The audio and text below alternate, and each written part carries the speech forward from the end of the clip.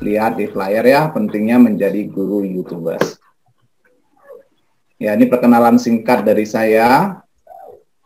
Jadi saya kuliah alumni S1 dari UNP. Kayaknya ada yang nyapa saya dari Padang ya. Assalamualaikum, waalaikumsalam, warahmatullahi. Ya, mungkin ada sebagian yang hadir ini teman-teman saya, ya, teman-teman saya dari Padang atau dari tempat lain. Ya, selamat bertemu dan selamat berjumpa di sini kawan-kawan semua. Ya, saya S2 di Monash dan S3 juga di Monash. Dan ini akun media sosial saya. Jadi saya katakan saya adalah semacam pengguna media sosial cukup aktif. Jadi kalau ibu bapak follow IG saya juga punya akun Instagram, saya punya FB, itu nama akunnya, dan saya cukup aktif menggunakan yang saya sebut ini, ya, termasuk akun saya YouTube channel Afrianto Daud, gitu ya. Saya juga punya LinkedIn. Bagi yang belum tahu, LinkedIn itu media sosial juga, tapi untuk kalangan profesional. Artinya kalau ibu bapak ingin cari pekerjaan, biar profilnya bisa dilirik oleh perusahaan, nah nanti mainnya itu di LinkedIn. Ya. Kalau ResearchGate itu untuk para peneliti, nah saya juga punya di situ. Dengan berteman-teman dengan peneliti dari seluruh dunia, kita bisa update dengan apa saja perkembangan ilmu pengetahuan, ya terutama di bidang saya gitu atau di bidang kita. Terserah mana ibu bapak yang akan aktif, tapi poin saya, apapun yang ada di dunia atau di perkembangan dunia sekarang, di teknologi, pada dasarnya semua adalah netral, ya, tidak ada yang langsung negatif, langsung positif, semuanya itu ibarat pisau, ya. Jadi kata orang sana, bukan masalah pisaunya yang penting, bukan masalah bedilnya yang penting, bukan masalah gunnya yang penting, tapi the most important thing is the man behind the gun. Jadi kalau ini semua benda netral, maka yang membuatnya menjadi positif atau negatif adalah orang yang menggunakannya. Jadi kalau ada yang mengatakan ngapain guru-guru main FB gitu ya, habisin waktu. Tergantung dulu di FB ngapain gitu. Atau ngapain juga main YouTube gitu kayak anak-anak muda aja gitu ya. Ya itu juga ngapain juga ya, apa dulu yang kita lakukan di YouTube gitu. Nah, nanti akan saya explore lebih jauh. Ya, ini akun YouTube saya per hari ini ya ada 1,2K sekian ya. Ya alhamdulillah ada cukup banyak subscriber ya, walaupun ini mulai saya sejak 6 bulan yang lalu. Ini setelah pandemi ibu bapak. Ini kan pandemi itu Maret.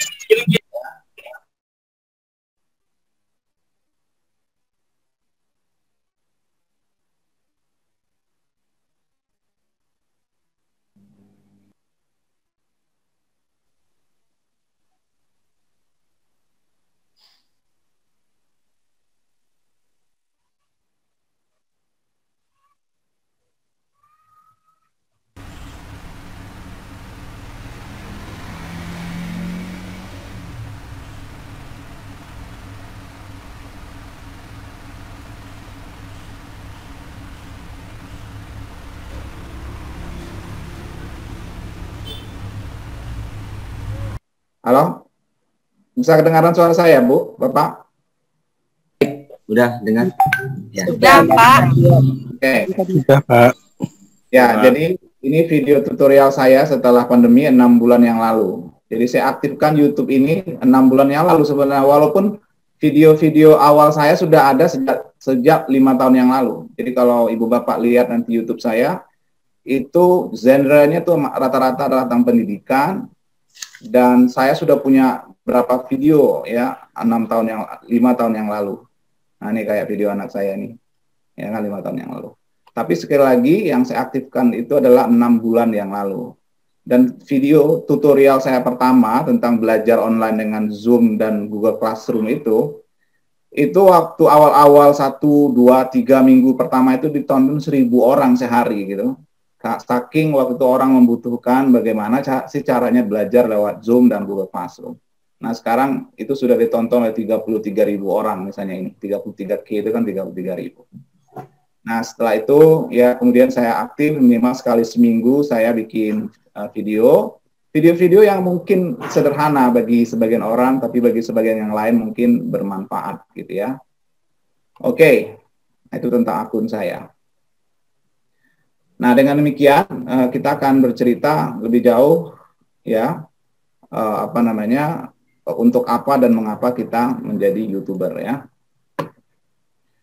Ya, kata kuncinya adalah kita saat ini berada dalam keterbatasan-keterbatasan akibat corona ini.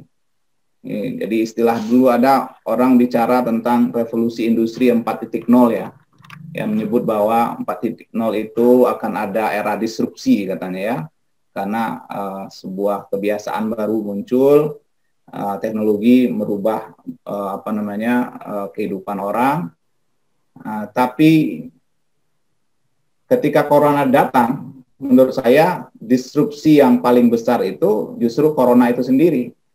Ya, apa itu disrupsi? Disrupsi itu kan semacam gangguan yang datang tiba-tiba mengubah kebiasaan-kebiasaan kita gitu.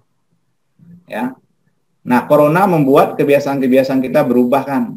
Nah, termasuk salah satunya dalam hal pendidikan. Kita udah tahu lah semua apa yang terjadi sekarang ketika corona sekarang belum pergi.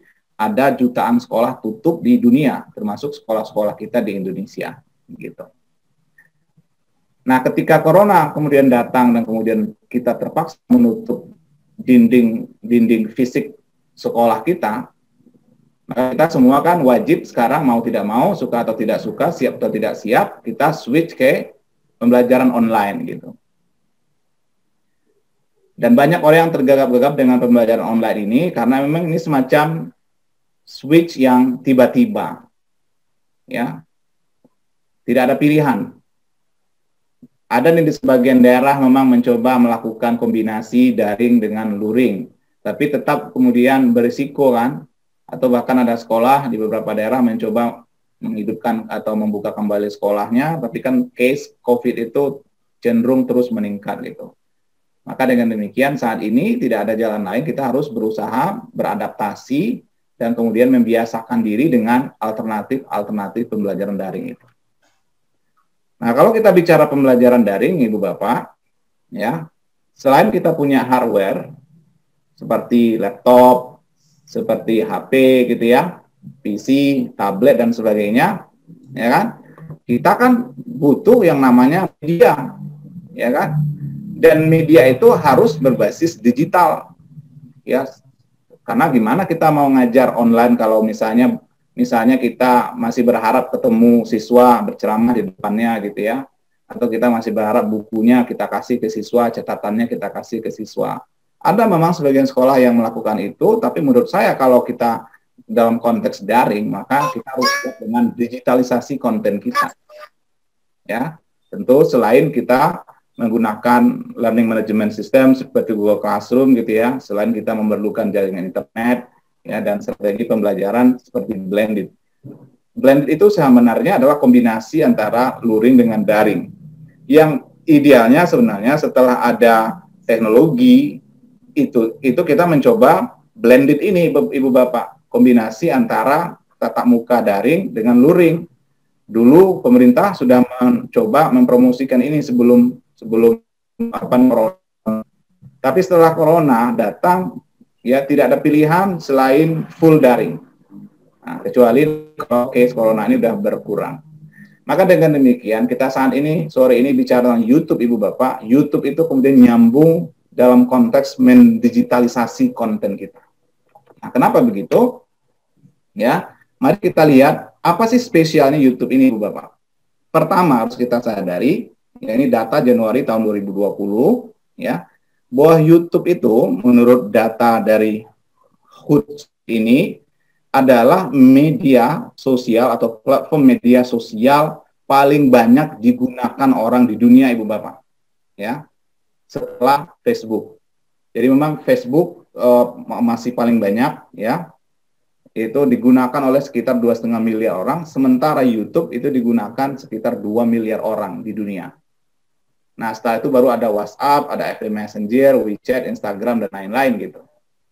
Maka dari data ini, Ibu Bapak, kita ngelihat betapa besarnya potensial viewers ya atau penonton potensial dari YouTube itu. Jadi kalau kita melakukan sesuatu di YouTube itu potensial bisa reach out atau mencapai 2 miliar pemirsa. Ya. 2 miliar orang. Nah, itu potensial viewersnya.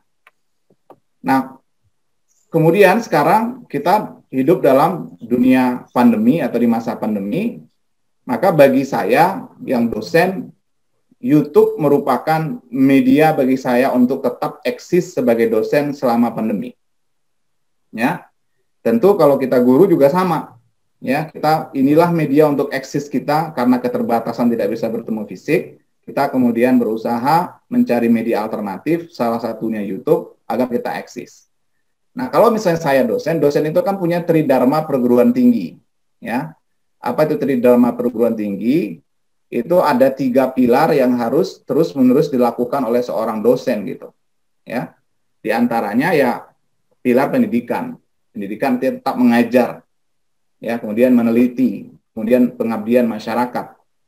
Nah, mengajar ya kita bisa menjadikan YouTube sebagai media mengajar kita. Karena di YouTube tuh kan misalnya kita ada fasilitas YouTube Live kan. Jadi kita live di YouTube, kemudian siswa kita bisa mendengar kita, menonton kita, bisa bertanya lewat chat box di bawah tentang materi yang kita lakukan. Atau walaupun tidak live, tapi kita bisa merekam sesuatu di YouTube, ya kan, kemudian share ke siswa kita nggak mesti hadir di depan mereka, tapi mereka bisa mendengarkan penjelasan kita. Dan betapa sekarang di YouTube itu kita bisa mempelajari hampir apapun yang bisa kita pelajari di YouTube itu. Karena banyak sekali orang yang kemudian bikin konten gitu ya. Nah, kalau di kampus itu ada penelitian. Kalau di penelitian tentu tuh tidak persis langsung bisa dilakukan di YouTube. Tapi yang ketiga itu pengabdian masyarakat. Apa itu pengabdian masyarakat? Kan kita memberikan sesuatu sumbangsih kepada masyarakat ya di bidang kita. Kalau kita sebagai guru berarti kita memberikan sumbangsih pengetahuan, pencerahan kepada masyarakat ya di bidang ilmu pengetahuan gitu, mendidik masyarakat. Nah, YouTube itu juga bisa dilakukan, ya. Jadi bagi saya YouTube ya adalah salah satu media untuk bisa menjalankan peran pengajaran saya, kemudian pengabdian saya. Misalnya dulu, ya, kita melakukan pelatihan misalnya di kemudian kita datang ke satu daerah, kita datang ke satu sekolah, itu mungkin hanya bermanfaat oleh orang yang kita datangi. Tapi kalau kita men-share pengetahuan di YouTube, itu bisa ditonton dan itu bisa memberikan manfaat kepada dengan potensi 2 miliar orang di dunia tadi itu. Ya, jadi itu yang pertama. Kemudian yang kedua saya sudah bicara tadi, ini adalah alternatif platform selama pandemi. Ya. Nah, kalau Ibu Bapak lihat YouTube saya, itu saya di sana merekam beberapa mata kuliah saya atau keterangan penjelasan saya tentang topik tertentu. Nah, kemudian nanti saya tinggal share linknya ke mahasiswa. Dan itu memudahkan kita, Ibu Bapak. Karena kalau kita sudah rekam, kemudian kita punya 3 kelas dengan materi yang sama, kita nggak mesti hadir lagi. Ya, kita nggak mesti zoom-zooman terus dengan mahasiswa kita, dengan siswa kita, Ibu Bapak. Karena Zoom ini masalahnya kan kalau terus-menerus Zoom itu makan kuota yang cukup besar, ya kan? Kemudian juga siswa kita harus selalu ready gitu ya, karena jaringan mereka gitu ya, mereka tinggal di daerah. Tapi kalau kita cuma ngasih link video, mereka bisa tonton ketika mereka ready gitu. Dan itu kita memudahkan kita juga. Kita tinggal bilang di Google Classroom misalnya kan anak-anak, materi pelajaran kita hari ini adalah tentang topik ini. Nah, ini Bapak sudah rekam, silakan kalian tonton ya selama setengah jam. Nah, nanti di ujung ada beberapa pertanyaan yang mesti kalian jawab. Silakan jawab ya di kolom komen atau jawab di Google Classroom misalnya. Nah, itu mahasiswa bekerja, belajar secara mandiri, dan Ibu Bapak mungkin bisa kontrol dari jarak jauh dan mungkin juga bisa melakukan hal yang lain gitu ya, tanpa harus menungguin siswanya belajar gitu. Nah, jadi asik Ibu Bapak kalau misalnya kita udah punya materi-materi di YouTube kita gitu. Nah, kemudian motivasi saya juga untuk bagaimana menjadi YouTuber ini ya. Ini amal jariah ini Bu Bapak, dan saya pikir sangat menarik ya. kita ngerti lah konsep amal jariah kan, ini banyak kan guru-guru SDIT ini kan, atau SIT ya, bahwa nanti saat kita meninggal, kata Rasul, iza mata benu Adam in kata amalu illa min salis, amal-amal kita akan terputus kecuali 3. Nah, salah satu dari antara yang 3 itu kan adalah ilmu yang bermanfaat, ya kan. Nah, kalau kita posting sesuatu, Ibu Bapak, misalnya kita sharing sesuatu di Facebook, di YouTube kita, misalnya kalau saya kan beberapa tutorial saya, misalnya bagaimana cara mengelola kelas dengan Google Classroom, misalnya kan, saya lihatkan step by step-nya. Nah, itu bisa menjadi tabungan pahala kita, insya Allah Ibu Bapak. Ya, jadi selama video itu ditonton orang, ya, selama video kita masih ada di YouTube, selama video kita ditonton orang, insya Allah itu menjadi potensi ladang pahala kita, Ibu Bapak. Ya. Nah, maka dalam istilah saya itu, sedekah seorang guru hari ini tidak mungkin lagi hanya berbentuk barang gitu ya, atau uang. Uang, barang, oke, tentu tetap kita lakukan, ya. Tapi di antara sedekah seorang guru hari adalah membuat konten-konten positif di media sosialnya, atau dalam hal ini adalah media YouTube-nya. Nah, selama media itu ditonton orang, insya Allah itu akan mengalirkan pahala yang tidak pernah berhenti kepada kita, Ibu Bapak. Nah, bukankah ini menarik? Ya kan? Maka dengan demikian tidak relevan kalau kita misalnya, kita candain teman-teman kita yang main YouTube ya, oh ngapain main YouTube ngabisin waktu, mau jadi Ria Ricis gitu kan. Nggak begitu Ibu Bapak. Ya, bahkan mau jadi Ria Ricis pun positif juga, bukan berarti Ria Ricisnya jelek, ya kan. Karena dia memang konsen di situ, bahkan dia bisa mendapatkan uang miliaran Ibu Bapak dari konten-konten YouTube-nya gitu. Nah, kalau bicara ricis, saya masuk kepada poin berikutnya. Ya, ini namanya monetisasi Ibu Bapak. Ya, monetisasi bagaimana kita mendapatkan uang dari YouTube kita. Jadi ini semacam bonus Ibu Bapak, kalau tadi di sini bicara bagaimana kita menjadikannya sebagai media untuk eksis sebagai guru atau dosen, kemudian kita bisa menjadikan media pembelajaran selama pandemi, kemudian ini menjadi amal jariah kita, dan ada kemudian juga potensi untuk dimonetisasi, tentu dengan syarat-syarat tertentu. Ya, di antara syaratnya itu sudah harus punya misalnya subscriber minimal 1K atau 1000K itu. Jadi kalau saya misalnya saya sudah punya berhak ya dari sisi itu untuk dimonetisasi. Tapi nggak hanya itu syarat Ibu Bapak, ada syarat-syarat lain. Di antara misalnya jam tonton, ya jam tonton itu harus minimal 4.000 jam tonton. Nah di situ saya masih growing up gitu ya, karena masih 6 bulan gitu. Ya, termasuk juga misalnya konten-kontennya harus mengikuti aturan-aturan YouTube. Misalnya nggak boleh menggunakan media seperti lagu ya, atau video atau gambar yang kita ambil secara ilegal gitu ya. Misalnya ada lagu yang sebenarnya ada hak ciptanya, kemudian kita jadikan background musik kita. Nah nanti algoritma robotnya YouTube ya, semacam alat untuk mendeteksi YouTube itu, dia bisa mendeteksi secara otomatis bahwa musik kita ini adalah punya hak cipta, si A yang punya, kemudian nanti ada istilahnya copyright claim gitu ya. Nanti akan diberi tahu oleh YouTube ke kita, oh ini ada hak ciptanya, jangan kamu pakai gitu. Jadi kalau misalnya tetap kita pakai, nanti saat monetisasi bisa aja proposal monetisasi kita ditolak oleh YouTube. Tapi sekali lagi, kalau misalnya kita sudah mengikuti aturan-aturan itu semua Ibu Bapak, nah YouTube sekali lagi bisa menjadi alternatif kita untuk memperoleh uang. Ya. Nah, sebentar saya akan tunjukkan sekarang beberapa YouTuber terkenal dan berapa pemasukannya Ibu Bapak ya. Apakah screen saya masih bisa kelihatan? Masih, Ustaz. Okay. Masih, Ustaz. Masih kelihatan, Ustaz. Ya. Saya akan searching ya data-data YouTuber terkaya ya.